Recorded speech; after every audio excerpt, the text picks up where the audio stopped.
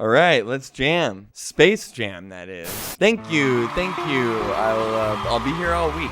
What's up, everybody? I am Brandon, and we got a buttload of video game news to talk about. Everything from the Returnal 2.0 update to Faze Clan going public, N64 Emulation being a god-awful mess, and more on another episode of Game Corner. Really quick, if you guys like what I do, please like the video, subscribe to the channel if you'd like to see more, and we'll move on. Thanks for joining me, everybody. We're gonna do things a little bit differently over on Game Corner today. Instead of doing one big story, I'm gonna try and cover a couple smaller ones, because there wasn't like one big story that I could cover today. So here you guys go. Anyway, let me know what you guys think. We'll see if we're gonna do a regular thing. Sometimes there's just not enough to talk about, you know, on a single day. So I might kind of combine them into smaller bite-sized stories. First thing up is the Returnal 2.0 update. This is actually an update that we've been waiting for a while now. It pretty much allows you to save your progress mid-run and then come back to it later. For the uninitiated, Returnal is a randomly generated roguelike Metroidvania sort of thing. It's one of those time loop games that are really popular right now. Basically, every time you die, you restart at the beginning and you kind of go on one big run to get to the end of the game. It's a really fun and good game. It's by the developer Housemarque. Absolutely fantastic developer. They were more well known for making like little arcade cabinet sorts of games before this, and then they kind of went out on a limb to make this bigger, more intensive project.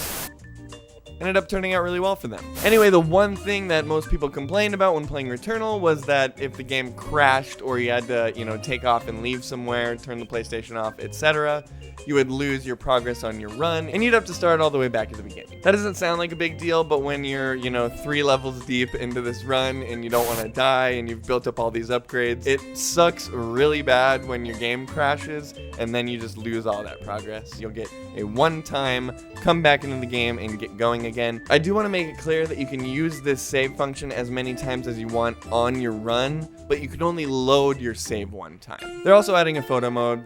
There's not really much else to go on here, so we'll move on to the next story. Next up, it sounds like Sony was pretty happy with the amount of sales that Ember Labs' Kena Bridge of Spirits got. They didn't announce any like official numbers or anything like that, but in an interview with the devs over on Bloomberg, they mentioned that they had recouped their costs and that Sony was pretty happy with the amount that they had sold. I loved this video game. I thought it was fantastic. I totally thought it was worth the money. I got more than my time worth with it, and I'd like to actually go back and get the platinum on it. There's a lot of people complaining that this game was too short or something when it came out and that they didn't want to spend the money on it, and I think all those people didn't try and play the game or look into it that much. It is a shorter game, but there's more than enough meat there to justify that $60 cost. And it's a really fun experience with absolutely beautiful animation, a pretty decent story, and some very fun platforming and puzzle elements. I'm actually kind of thinking that you might see PlayStation acquire Ember Labs at some point if someone else doesn't. This game seems to have done pretty well and it already is sort of associated with PlayStation. I could definitely see them kind of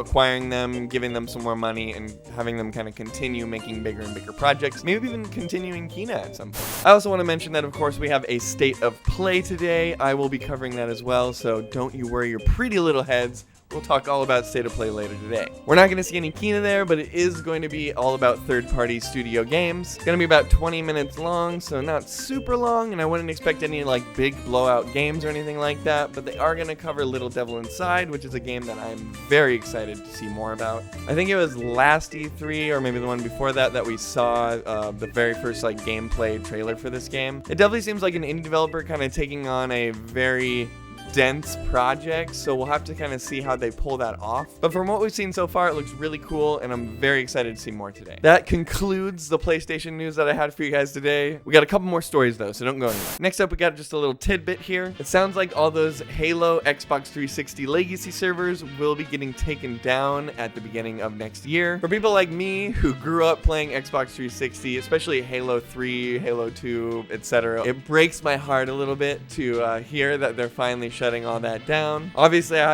haven't touched Halo 3 on the Xbox 360 in a decade, maybe even more. It's still kind of sad to see that that era is you know, dead and gone at this point. This was announced actually back in December of last year, but they finally put in a solid date, which is January 13th, 2022. I doubt that I'm going to get around to actually jumping into a Halo 3 match over on an Xbox 360, but if you happen to have an Xbox 360 lying around and you'd like to be a part of that, highly recommend getting in there beforehand. Kind of a bummer, but I imagine they're, you know, kind of saving costs and making room on the server rack for more Halo Infinite. Check that out before it gets taken down. Next up, we got players reporting that the N64 emulation over on the Nintendo Switch is god-awful. All this info started getting culminated over on the Reset Era blog, one of the most god-awful places on the internet, by the way. Oof. Anyway, it seems the big complaint is like input lag, frames, stuff like that. But I have seen some people actually showing how like levels and textures load into the game comparatively on the N64 to the Switch Online. And especially with games like Ocarina of Time, you can actually see that like certain things aren't loading in, and it just looks kind of weird and bad, honestly. I don't know if this is like big enough to really deter anyone from not playing the game, obviously, but if there's like performance hiccups, that could be a serious issue, especially with how much people are complaining about the price of this before it came out and Nintendo's really hard stance on emulation. Take all this with a huge grain of salt. I have seen a lot of people complaining about this and a lot of other people saying that they're having a great time. I personally haven't had the chance to try this yet, so I can't speak on it, but maybe give it some time before you actually jump straight into buying that new Switch Online expansion pack. I still very firmly stick by my belief that the pricing is not as bad as everybody thinks it is. That being said, I gotta eat my words a little bit there. This is not a great look, Nintendo. Last but not least, I wanted to just touch on the whole Faze Clan going public thing. I am not an esports guy. This is totally out of my wheelhouse, so take everything I'm saying with a grain of salt here. But I figure it was kind of an important enough thing that I should at least say something about it. Say what you will about Mr. Faze Blanks over there, but this is a pretty big deal. Sounds like they might be going public at $1 billion,